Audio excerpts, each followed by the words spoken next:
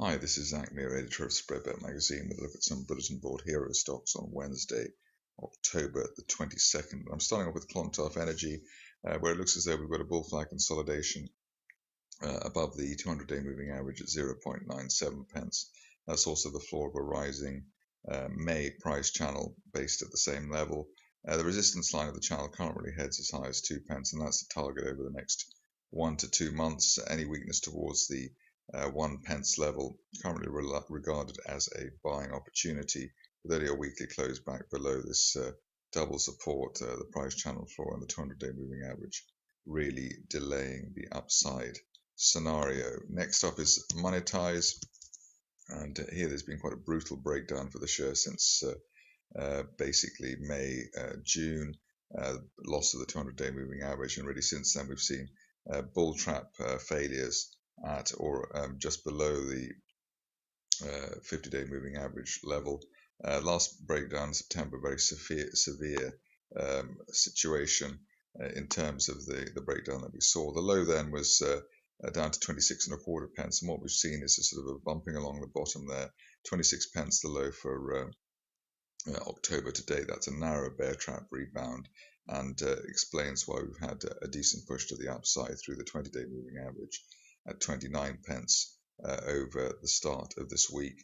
There's support for the recovery argument, or at least an intermediate recovery, from an extended and multi-tested RSI uptrend line in the oscillator window, so that's a positive.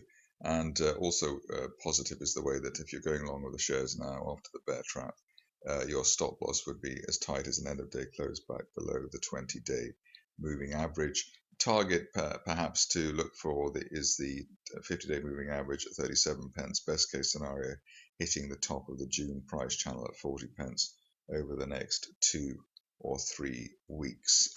Next up is Sunrise Resources, and a situation sort of similar to the Clontarf Energy consolidation that we're seeing at the moment. Looks like a positive one. In this case, it's a bull flag either side of the 200-day moving average of 0.47 pence. At this stage, any weakness towards the 50-day moving average on the floor of this price channel from the end of last year at 0.4 pence is regarded as a buying opportunity. Ideally, it doesn't break below the 50-day line at 0.42 pence. And the upside here as high as 0.85 pence, which is the 1-year resistance line projection over the next 1 to 2 months. There's also backing from a July uptrend line in the oscillator window, with its running through the 50 level at the moment. Finishing off with an old private investor favorite, and that's STEL Resources.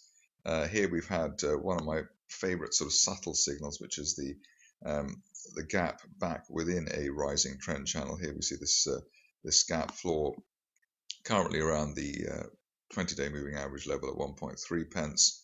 And what the idea now is that while there's no end-of-day close back below the 20-day moving average and this September 2013 price channel floor, we'd be looking for further upside, especially as there's been the bear trap to flush out weak bulls. Target here, obviously, a retest of the early resistance of 2014, perhaps as high as 2.5 pence over the next 2 to 3 months. That's it from me. More updates at spreadbetmagazine.com.